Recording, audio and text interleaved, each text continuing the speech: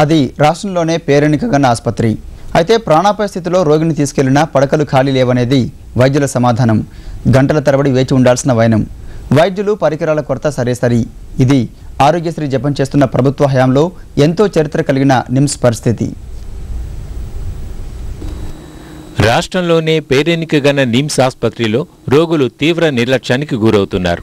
అత్యవసర విభాగం అన్న పేరే గాని ప్రాణాపాయంతో వచ్చిన ఏ రోగి అయినా ఇక్కడ గంటల తరబడి వేచి ఉండాల్సిందే. ఈ బహుళంతస్తుల భవనంలో చాలినంత సిబ్బంది లేరు. దీనికి తోడు సామగ్రి లేమి కూడా ఉంది. ఇవన్నీ ఒక ఎత్తు అయితే వైద్యుల కొరత మరో ఎత్తు. ఆసుపత్రి నిర్లక్ష్యానికి తోడు అక్కడి సెక్యూరిటీ సిబ్బంది వ్యవహార శైలి రౌడీజాన్ని తలపిస్తోంది.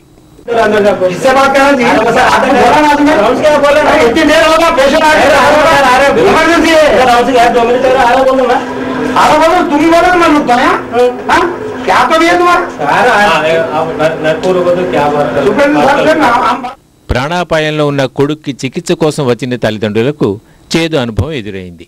దాదాపు 45 నిమిషాల పాటు వచ్చిన ఆటోలోనే అర్ధరాత్రి చలిలో వేచి ఉండాల్సిన దుస్థితి. వారితో మాట్లాడుతున్న ఈటీవీ సిబ్బందిని గమనించిన వైద్యులు రోగిని హుటాహుటిన లోపలికి తీసుకువెళ్లారు. లారీ గుద్దేసిందండి. అక్కడ గుడ్లపోచంపల్లి మళ్ళీ నిమ్స్కి ఇక్కడికి తీసుకొచ్చాను, గాంధీ హాస్పిటల్కి. తీసుకొస్తే కాల్ తీసేయాలన్నారు. తీసేస్తే తీయకూడదండి అంటే ఎక్స్రే తీసాక వచ్చే మార్గం ఉంది, నిమ్స్కి తీసుకెళ్ళడానికి కొట్టు కట్టేసి పంపించారు. మేము వచ్చి అరగంట అయింది, ఇప్పుడు లోపలికి రానివ్వలేదు. అడుగుతుంటే ఖాళీ లేవు బెడ్లు అంటున్నారు. లోపలికి వెళ్ళి అడుగుతున్నారు. బెత్తలు ఖాళీ లేవు, తీసుకెళ్ళడానికి కూడా సీట్ ఖాళీ లేదు అన్నారండి. అరగంట అంతసేపు అని చెప్పడం లేదు, మేము వచ్చి అరగంట పైన అవుతుంది. కానీ ఖాళీ అయిన తర్వాత తీసుకెళ్తామన్నారు. ఇంతవరకు ఎవరు రావట్లేదండి. ఈ వేదన ఆ తల్లిదండ్రుల ఒక్కరిదే కాదు.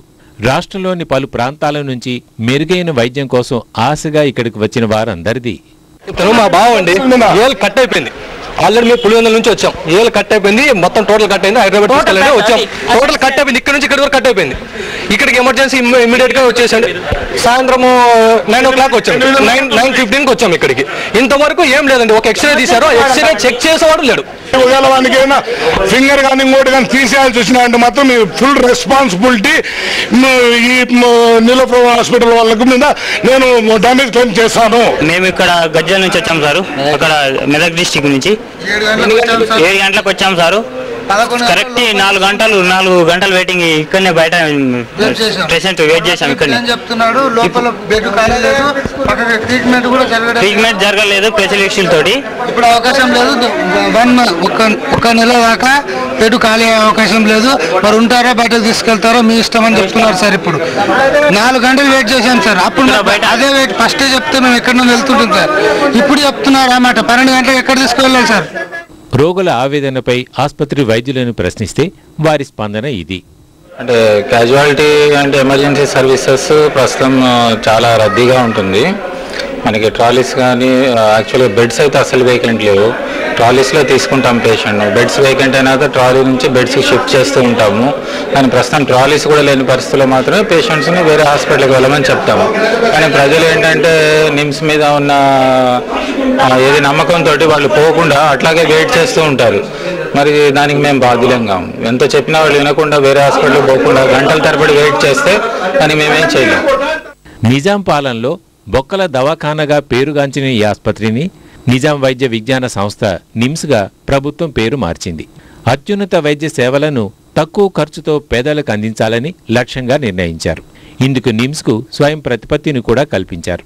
కానీ ప్రస్తుత పరిస్థితులు మాత్రం అందుకు భిన్నంగా ఉన్నాయి.